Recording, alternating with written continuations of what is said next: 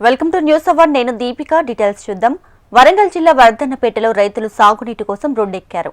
వర్షాలు సరిగ్గా కురవక పంటలు పండించుకోలేని పరిస్థితి ఏర్పడిందని తెలిపారు. దేవతల నుంచి తమ గ్రామాల చెరువులు నింపితే కానీ పంటలు పండించుకోలేమని ఆవేదన వ్యక్తం చేశారు.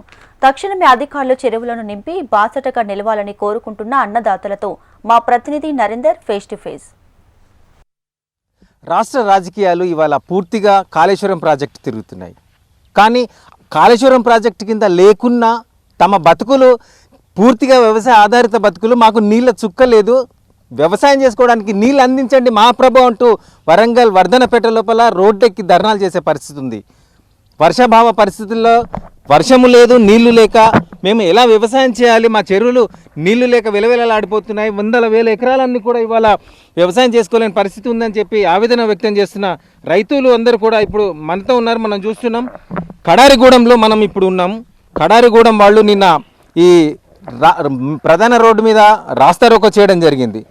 వర్ధనపేట లోపల మొత్తం దేవాదుల కింద 100 ఎకరాలు ఎగువ ఉన్న చెరువులు, 5 చెరువులు దిగువ ఉన్నాయి. అలాగే ఎస్ఆర్ఎస్పి కింద 2 చెరువులు ఎగువ, దిగువ చెరువులు 5 ఉన్నాయి. ఇలా వర్షం మీద ఆధారపడే చెరువులు మాత్రం ఎక్కువగా ఉన్నాయి. 7 చెరువులు ఎగువ ఉంటాయి, 43 చెరువులు కిందన ఉన్నాయి. అంటే ఈ ఎక్కువగా చెరువులు ఉన్నాయి వర్షం నీటి మీద ఆధారపడి మాత్రమే ఉన్నాయి.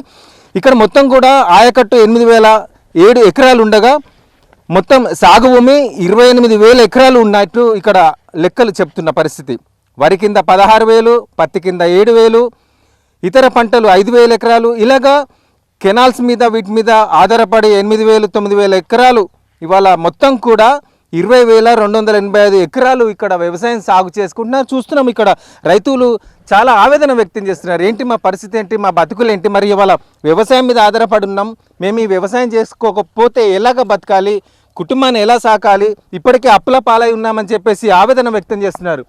చెప్పండి అసలు ఏంటి మీ సమస్య ఏంటి, ఎందుకు ప్రధాన రోడ్డు మీద రాస్తారోకో నిరసనలు తెలపాల్సిన పరిస్థితి వస్తుంది?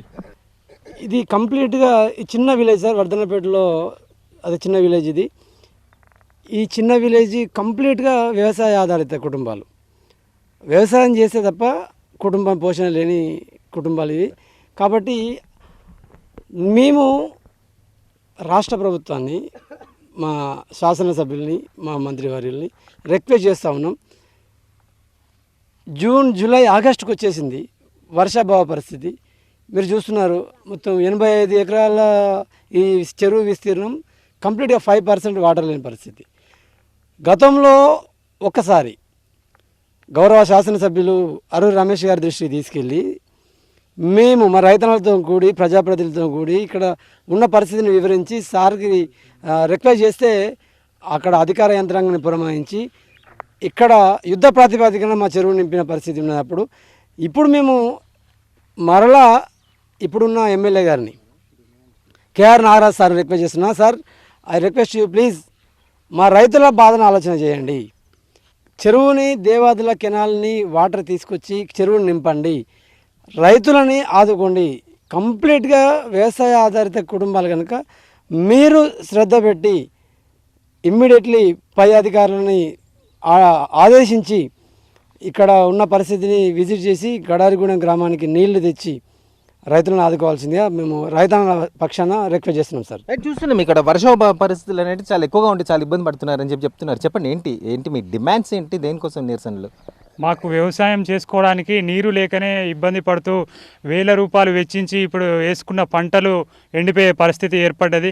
మాకు దేవాదుల ప్రాజెక్టు ద్వారా మా చెరువులోకి నీరు వచ్చే పరిస్థితి ఉన్నా కూడా వాటిని విడుదల చేసి మా చెరువును నింపకుండా మా రైతుల బతుకులు ఆగమయ్యే పరిస్థితి ఏర్పడ్డది. కాబట్టి ప్రభుత్వం వెంటనే దీని మీద స్పందించి దేవాదుల నీటి ద్వారా మా కడారిగూడెం చెరువును నింపి రైతుల యొక్క కష్టాన్ని గుర్తించి వారి యొక్క పంట నష్టపోకుండా, వారు ఎన్నో లక్షల రూపాయలు వెచ్చించి పంటలు వేసుకున్నారు కాబట్టి వాళ్ళు ఆత్మహత్య చేసుకునే పరిస్థితి ఏర్పడుతూ ఉన్నది. కాబట్టి వెంబటే స్థానిక ఎమ్మెల్యే గారైనా రాష్ట్ర ప్రభుత్వం అయినా స్పందించి మా చెరువులోకి నీరు ఇచ్చి రైతులను కాపాడాలని కోరుకుంటున్నాను. చెప్పండి అసలు ఏంటి ప్రణాళిక కరెక్ట్ ఉందా? ఆ దేవాదుల ప్రాజెక్ట్ అయినా మీకు నీళ్ళు తీసుకురావడానికి అవకాశం ఉన్నా ఆ నీళ్లు మీకు చేర్చేందుకు ఆ కాలువలు కానీ ఇవన్నీ మీకు అనుకూలంగా ఉన్నాయా? కడారిగూడెం మెయిన్ ఇల్లందా, వర్ధనపేట, ఈ 3 విలేజ్లు మొత్తం డ్రై. ఎమ్మెల్యేకు వర్ధనపేట పోయినప్పుడు గుర్తుకొస్తలేదా? అది ఎటు మొన్న ఒక డల్లు పడ్డది, రైతులందరూ నాట్లు వేసారు. నేను 3 ఎకరాలు వేసాను, 50,000 ఖర్చు వచ్చింది. మొత్తం ఎండిపోయింది. ఇప్పుడు ఆడికి పోదాం, కాకపోతే సుక్కలేదు. మరి రైతులు ఆదుకోవాలని పదే రాష్ట్ర ప్రభుత్వానైనా ఎమ్మెల్యే నాగరాజు గారినైనా నేను కోరుతున్నా. నీటి మీద, వర్షం నీటి మీద ఆధారపడితే మాత్రం మా బతుకులు తెల్లారేలాగా లేవు. కాబట్టి ప్రణాళికబద్ధంగా దేవాదులు అయితేంది, ఇంకా ఎస్ఆర్ఎస్పీ అయితేంది, అనుకూలంగా అయితే దేవాదులో ఉంది. కరెక్ట్ కెనాల్ ఏర్పాటు చేసి మాకు ప్రతి సంవత్సరం ప్రణాళిక ప్రకారం వ్యవసాయ సమయం లోపల నీళ్ళు అందించి మమ్మల్ని ఆదుకోవాలి. లేని పరిస్థితిలో ఆత్మహత్యలు చేసుకునే పరిస్థితి ఉంది అని చెప్పి తీవ్ర ఆవేదన వ్యక్తం చేస్తున్నారు. ఇవాళ చూస్తున్నాం 22,000 పైచీలకు వ్యవసాయ భూములు, ఎక్కువ శాతం వర్షం మీద ఆధారపడే చెరువులు, వ్యవసాయం ఉంది ఈ వర్ధనపేట మన కాన్స్టిట్యున్సీ లోపల. సో ఇక్కడున్న ఎమ్మెల్యేలు మారుతున్నారు తప్ప మార్పు వస్తుందని చెప్పి ఈ ప్రభుత్వాన్ని తెచ్చుకుంటే ఇప్పటి వరకు ఎవరు స్పందించలేదు. ఇది ఆగస్టు మాసం వచ్చేసింది. మొన్న చిన్న వర్షానికి వర్షాలు వస్తాయని సంబరం మీద నాట్లు వేసుకున్నాయని కూడా ఎండిపోతున్నాయని చెప్పేసి తీవ్ర ఆవేదన వ్యక్తం చేస్తున్నారు. తప్పనిసరిగా తొందరలో వీరికి నీళ్ళు అందించి ఆదుకోవాలని చెప్పేసి వారు డిమాండ్ చేస్తున్న పరిస్థితి. కెమెరామెన్ రామరాజుతో నరేందర్, HM TV, వర్ధన్పేట్.